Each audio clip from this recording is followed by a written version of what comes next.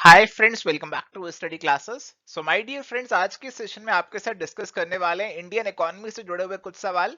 ये सवाल आपके आरपीएससी ईएएफएम के प्रीवियस ईयर पेपर से उठाए गए हैं और इन सवालों का जो रेलेवेंस है वो कुछ कुछ यूजीसी नेट कॉमर्स और मैनेजमेंट के लिए, हालांकि इंटायरली तो नहीं है, बट कुछ कुछ सवाल हमें कॉमन भी देखने को मिलेंगे। यूजीसी नेट कॉमर्स और मैनेजमेंट वालों के लिए डिस्कशन ऑप्शनल है, बट आरपीएससी ईएफएम का अगर आप प्रिपरेशन कर रहे हैं तो आज का सेशन आपके लिए काफी इंपॉर्टेंट यहाँ पे रहने वाला है। एंड माय डियर फ्रेंड्स, अगर आप एबीएसटी ईएफएम बीएडीएम से आरपीएससी असिस्टेंट प्रोफेसर का एग्जामिनेशन देने वाले हैं तो आपके लिए हमारे पास डिटेल्ड कोर्सेज है जिनको आप चेकआउट कर सकते हैं हमारी वेबसाइट या फिर हमारी ऐप पे। कोई क्वेरी है तो आप हमें व्हाट्सएप या कॉल कर सकते हैं, नीचे नंबर आपको यहाँ पे दिया गया है। एंड ऐसे ही प्यारे दोस्तों, अगर आप यूजीसी नेट कॉमर्स मैनेजमेंट या फिर तैयारी कर रहे हैं पीजीटी कॉमर्स या असिस्टेंट प्रोफेसर कॉमर्स के लिए, तो भी हमारे पास डिफरेंट कोर्सेज है जिनको आप चेकआउट कर सकते हैं हमारी वेबसाइट या ऐप पे। कोई क्वेरी है तो आप हमें व्हाट्सएप या कॉल कर सकते हैं, नीचे नंबर आपको यहाँ पे दिया गया है।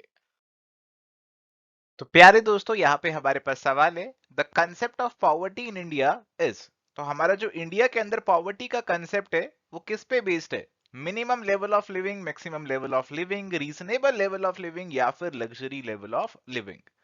सो प्यारे दोस्तों, इंडिया के अंदर जो पॉवर्टी की बात की जाती है उसके अंदर हम ये देखते हैं कि आप मिनिमम जो लेवल है, मिनिमम जो स्टैंडर्ड है उसको मीट कर पा रहे हैं या नहीं कर पा रहे। अगर आप मिनिमम से भी नीचे है तो आपको फिर बिलो पॉवर्टी लाइन कंसीडर करते हैं, आपको पॉवर्टी के दायरे में कंसीडर कर लिया जाता है। तो हमारा जो कंसेप्ट है वो कहीं ना कहीं मिनिमम सबसिस्टेंस लेवल पे बेस्ड है और इसीलिए हमारा जो करेक्ट आंसर बनेगा that is going to be option number 1, minimum level of living. चलिए, तो यहाँ पे सवाल है जी, who is responsible for poverty estimation in India? Ministry of rural development, NITI Aayog, ministry of human resource development, NSO. So प्यारे दोस्तों, अभी रिसेंटली पॉवर्टी को लेकर जो जिम्मेदारी दी गई है वो आपके नीति आयोग को दी गई है। तो नीति आयोग जो है यहाँ पे एक national multi dimensional poverty index जो है उसे कंप्यूट करेगा, जो कि global multi dimensional poverty index के इक्विवेलेंट होगा, उसके तर्ज पे कंप्यूट किया जाएगा। तो करेक्ट आंसर यहाँ पे बनने वाला है जी ऑप्शन नंबर 2 का। सवाल है यहाँ पर, persons who do not get sufficient work according to their ability and capacity and hence their contribution to the production is much lesser than their capacity and ability, such type of unemployment is known as seasonal unemployment, structural unemployment, open unemployment या फिर under unemployment। सो यहाँ पे ये सवाल आपसे पूछ रहे हैं कि अगर किसी पर्सन को नौकरी तो मिल गई बट उसकी कैपेसिटी, उसकी एबिलिटी से नीचे नौकरी मिली, जैसे लेट सपोज आपने पीएचडी कर लिया, आपको जॉब तो मिल गई बट कोई छोटे मोटे काम करने की जॉब मिल गई, तो आपकी कैपेसिटी, आपकी एबिलिटी काफी ज्यादा है बट आपको जो जॉब मिला वो काफी कम लेवल का मिला। तो हम यहाँ पे बोलेंगे कि आप अंडर एम्प्लॉयड हैं, आपको अपनी कैपेबिलिटी से नीचे, अंडर जो काम है, नौकरी है, वो यहाँ पे मिली हुई है and this is refer to as under employment. तो करेक्ट आंसर ऑप्शन 4 यहाँ पे बनेगा। अगला सवाल एक फैक्चुअल सवाल है, नाबार्ड के बारे में तो आप सभी जानते ही होंगे। तो यहाँ पे पूछ रहे कि नाबार्ड को कब एस्टेब्लिश किया गया था। तो ऐसे जो भी फैक्ट्स हैं आपके सभी स्टेट एग्जाम्स के लिए काफी ज्यादा रेलेवेंट होते हैं, क्योंकि काफी सारे ऐसे स्टेट एग्जाम्स में ना डायरेक्टली फैक्ट पूछ लेते हैं। अभी तो यहाँ पे ईयर के ऊपर आपको सवाल पूछा कि 1982, 83, 81, 80, मंथ सब में जुलाई दे रखा है। कई बार तो मंथ को लेकर भी खेल खेलेंगे और कई बार डेट को लेकर भी खेल खेला जाता है, तो आपको एग्जैक्ट डेट कोशिश करनी है कि आप याद रखें। तो नाबार्ड को एस्टेब्लिश किया गया था 12 जुलाई 1982 को, तो एग्जैक्ट डेट आपको याद रखनी है एग्जामिनेशन के लिए। करेक्ट आंसर यहाँ पे आपका ऑप्शन नंबर 1 का बनेगा। अगला सवाल है जी, in India unemployment in rural sector is known as. तो हमारे देश के अंदर जो रूरल सेक्टर के अंदर बेरोजगारी है उसे और किस नाम से पहचाना जाता है? Cyclical unemployment, frictional unemployment, disguised unemployment और एजुकेशनल अनएम्प्लॉयमेंट।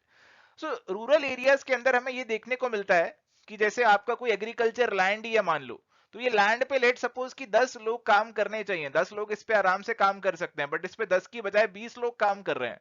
तो जरूरत से ज्यादा लोग काम कर रहे हैं।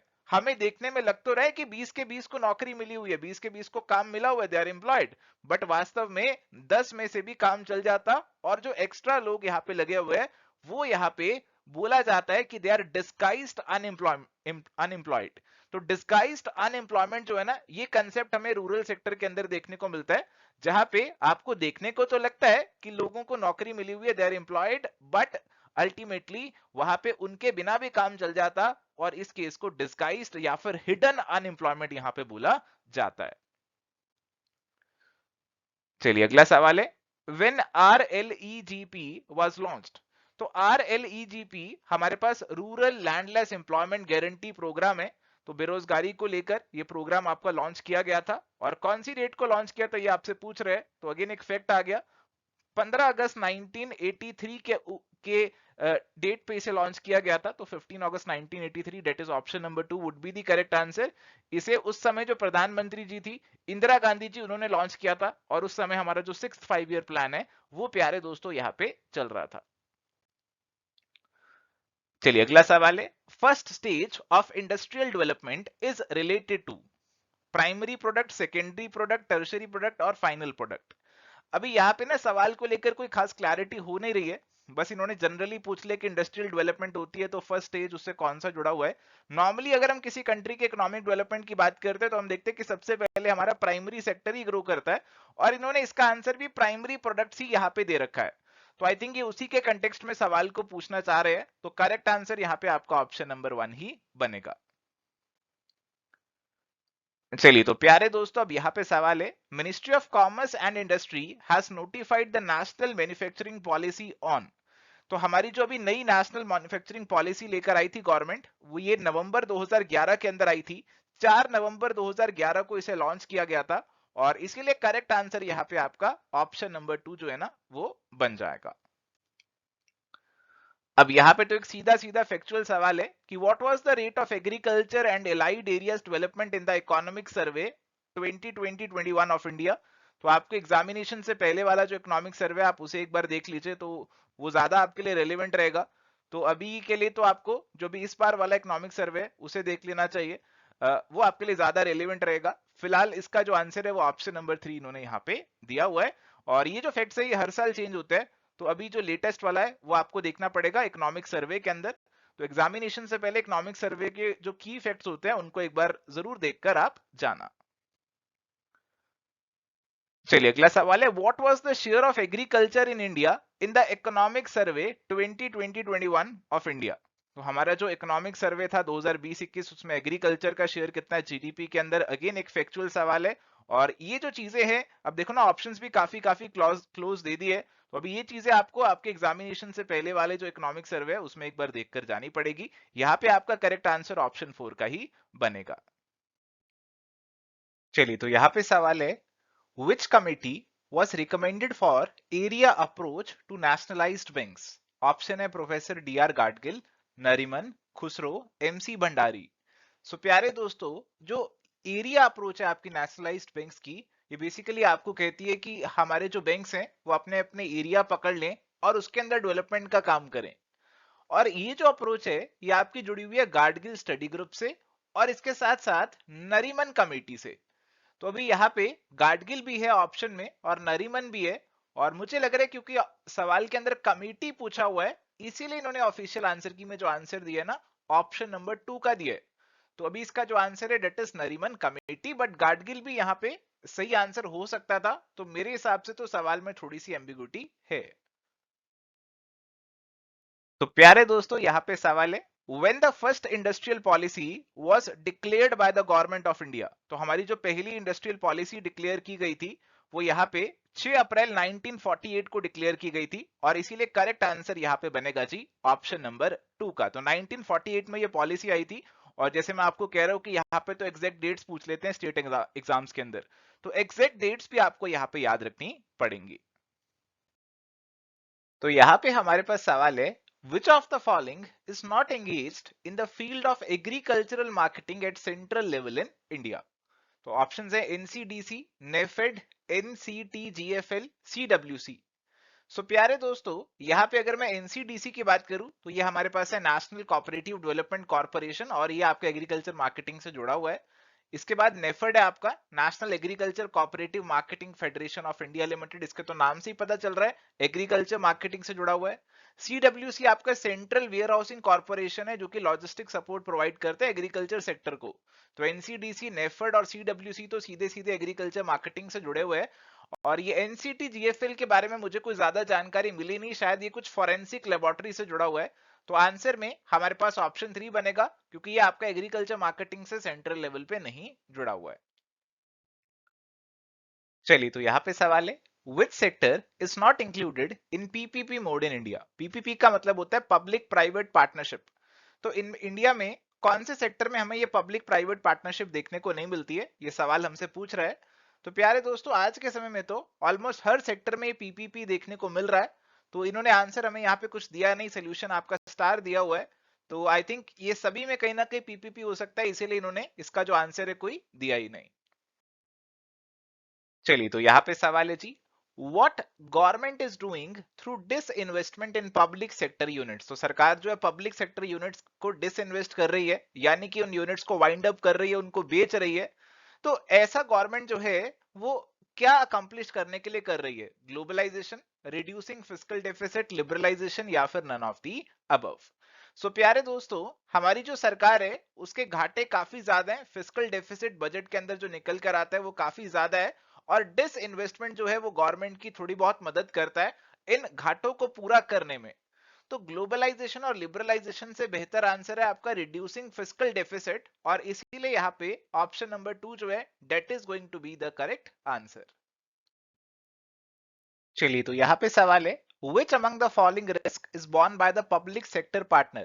Financing risk, termination risk, construction risk, operational maintenance risk. तो प्यारे दोस्तों, अगर हम पीपीपी की बात करते हैं, पब्लिक प्राइवेट पार्टनरशिप की, तो उससे जुड़ा हुआ एक सवाल है। और इस पार्टनरशिप के अंदर आपका पब्लिक और प्राइवेट सेक्टर मिलके, यानी कि एक आपकी प्राइवेट एंटिटी सरकार के साथ मिलकर कोई प्रोजेक्ट लगाएगी। अक्सर ऐसे इंफ्रास्ट्रक्चर प्रोजेक्ट लगाए जाते हैं, और दोनों मिलकर यहाँ पे रिस्क को शेयर करते हैं।